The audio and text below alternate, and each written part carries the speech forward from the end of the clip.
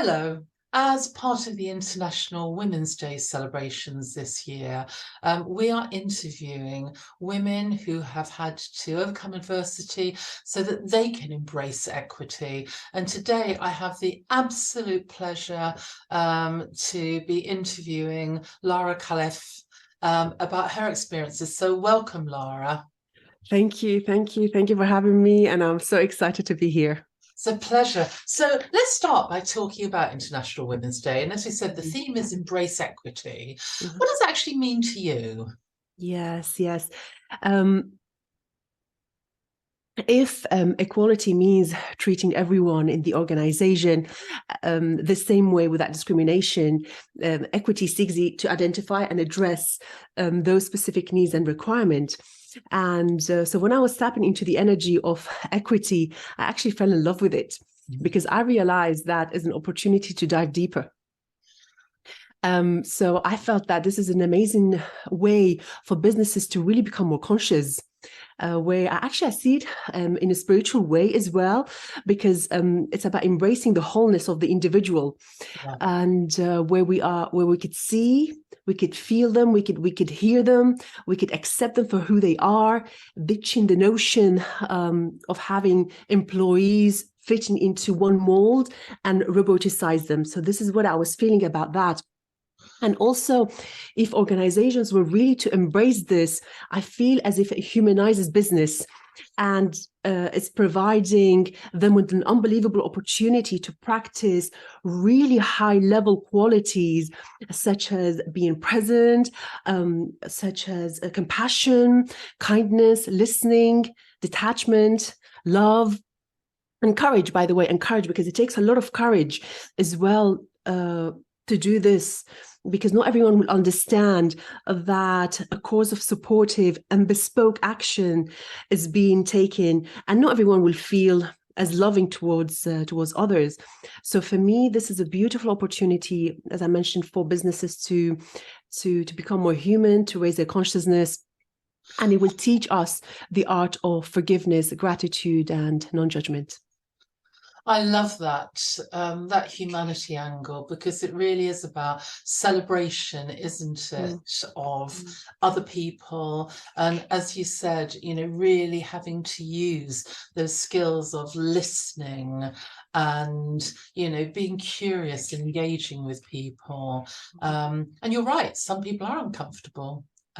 But this is why we need to keep working at it. But Exactly. tell us a bit about you, Laura, because you have overcome adversity in your life, haven't you, to be successful and achieve your goals. And I know you are one of our wonderful RISE Women's Development Facilitators, so I know how wonderful you are. But tell us a bit about your story. Yes, thank you, thank you. I was born in the Middle East to a Syrian father and a Spanish mother. And although my parents were both very progressive, very open, very liberal in the way they educated us, when I say us, my siblings and I, my brothers and sisters and I, yes.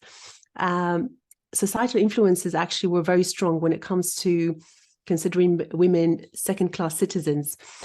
So I lived in the Middle East, in Syria, up to the age of 14 until we moved to Europe. And then at the age of 25, I decided to have a little adventure of my own and come to the UK with little funds, not knowing anyone. And I always crack the same joke, by the way. Can I crack the same joke? Because I think there's an evolution to that joke now. And I would say that, with a few words of English, and I love you being one of them, with a hope I could use it one day. And actually, I'm on that path. So I'm very excited, finally to be using it after all these years. And so I started working in a fish and chips restaurant and in hospitality for quite a long time, until I started working as a receptionist, and literally I was getting promoted every few months. And one day the operations director of the company said, "Lara, I'm leaving now. I would like you to apply for the position." And this is when I learned that it's okay to let other people believe in you until you start believing in yourself. So I applied for the job and I got the position. And this is when I embarked in the world of people management and leadership, working with extraordinary clients and very high demanding, high level clients, but they provided us with the opportunity to create magic. And it was time for me. It was time for me to start to leave people leadership and start again doing my own adventure.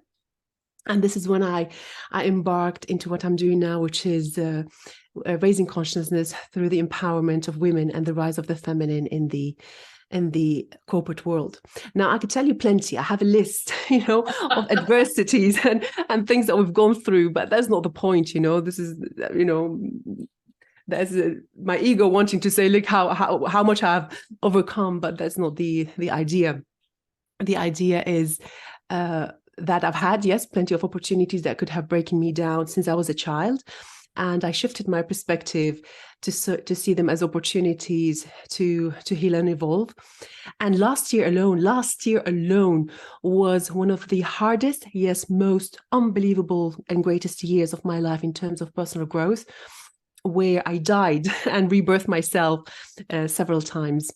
And that is through doing a lot of inner work and in the most extreme sometimes way, but it had to be done. And I'm still learning. One of the biggest lessons for me still is to love myself. Yeah.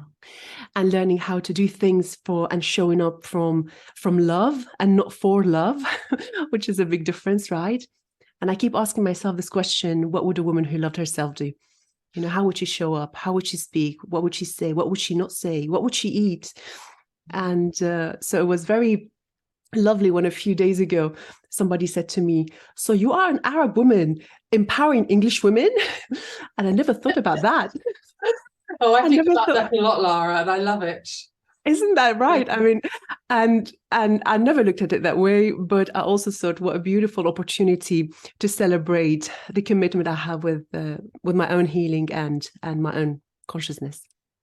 It's an amazing story, Lara, and I feel that you play it down sometimes because you're so positive, but I know how much you needed to overcome personally and through your culture and everything else, and the courage it takes to move to another country as somebody who was born in Syria and to come here and to achieve what you have achieved, and also with some of your personal circumstances as well, dealing with family being abroad, that you've been through as well. So it's an absolutely amazing story. But what would you say to other people if they were in a situation where there wasn't fairness and equity? What would be your tip for them?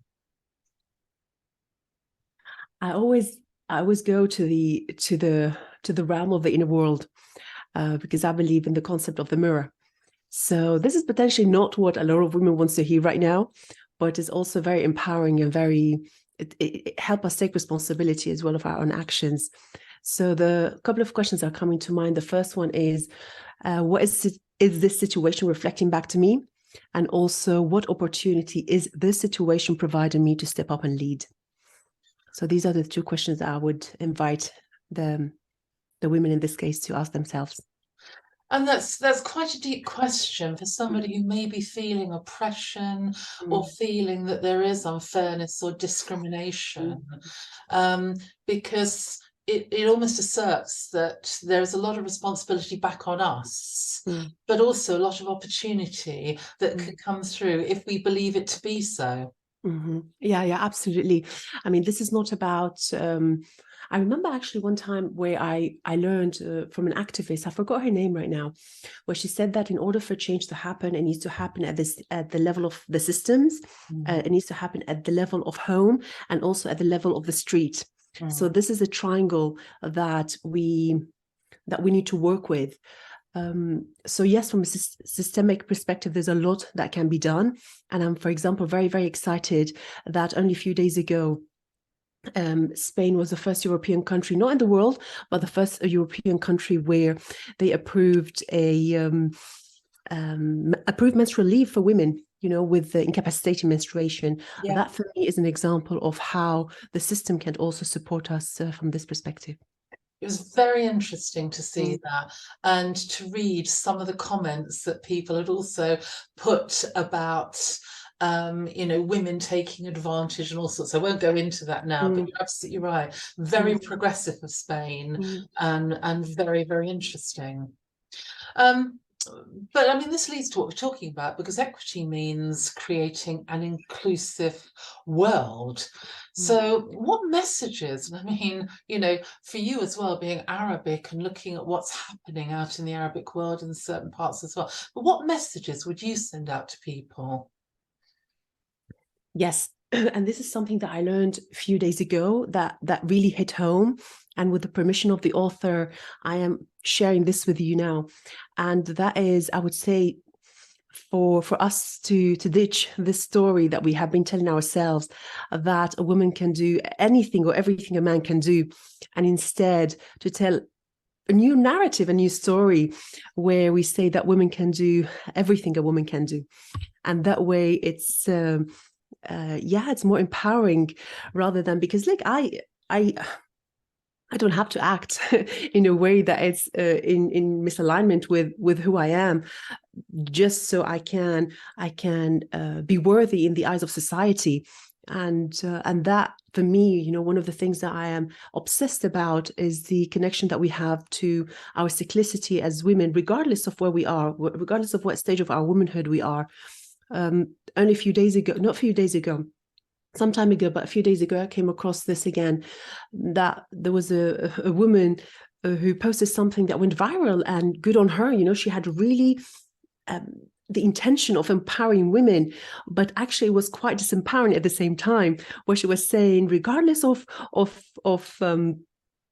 you know, all the pain that we endure, some women that really go through a lot of pain, you know, during a certain time of their months, that we're still here, you know, keep pushing and keep going. And that seems on the outside like very empowering, but actually is deeply, deeply disempowering for us. That is doing nothing but dishonoring us and also making us sick. So that's a very interesting point, isn't it, about an inclusive world? Because as you say, there are certain things which will always be different about men and women. And we're not here to compete, we're not here to emulate, we're really very much here to forge our own way. And I know you do a lot on authentic and feminine leadership and how important that is. And you're absolutely right, because as we talk about cycles or menopause or any of those things, they're a massive part of our life, which a man would never experience or understand. So I think that's really, really, I think that saying that you put there was really, really interesting about women there. But let's carry on, sorry. There's a thought that's coming to mind. This is with again another favorite author called Lisa Lister, who says that, you know, we have to come to the realization that we're not consistent beings. If anything, we are consistently inconsistent. And the sooner we embrace that, that's going to help us tremendously to harness the power of our cyclicity in the most wonderful and profound ways, if we choose to embrace the whole spectrum of our womanhood. So I would say, let's start from there. Let's start by fighting equity with us connecting to our feminine nature. That's the lens from which I see it. I think that's a really interesting lens as well to look at it from. So let's talk about men and the part that they have to play. And you know that one of the things that I do a huge amount of work on is helping men to understand how to be allies to women. I mean, what more would you like to see men doing to help to embrace equity? Yes, I would say, men, work on yourself. Work on yourself. Sit in circles with other men. Do the inner work. That is what I would love to see. And there's absolutely no shame. We need, you know, men to rise. So this is not about one rising above other. We need each other. We need both sides of the plane, you know, for both wings for the airplane to fly. So I would say that, work on yourselves. Yeah, I agree, because I think, you know, part of it is understanding what women need, but another part is coming to terms with their own feelings about and their own potential bias or perceptions about what a woman should be. Absolutely. And the good news is that there are a lot of, not as much, but is starting to we're starting to see these circles that are there to support men, to to connect them to whatever, to heal the relationship with, sometimes we have to go as deep as healing the relationship with our fathers and our mothers, because that's also affecting the way that we are showing up in the world. So absolutely, deep work is super necessary. Yeah, absolutely. And I know when we run the RISE program, we often say, when people say, oh, why is it just a program for women? Why can't it be for men? And we agree, men can have a program, but women do need their own space, don't they, to discuss exactly some of the things that we've been talking about today, and to support them. And, I live for a world where there isn't a need for that. Absolutely. And we know that from research, it's still a long way off that women will achieve parity in any way or form, but we can keep pushing, fighting, and supporting women to do that. Mm-hmm. Any last message? I love your messages, Lara. They're always so profound. But any last message you'd like to give? I'm going to go back to this question because it's such a profound question when we start tapping into it. So I'm going to invite this question again, that what would a woman who loves herself do? How would she show up in the world? That is how I would like to leave this. And I think that's a great one to leave it with, because, embracing equity does start with embracing who you are. So wonderful. Lara, it's always wonderful to talk to you. I could talk to you all day. So thank you so much for joining us and for giving us your thoughts. My absolute pleasure. Okay, bye.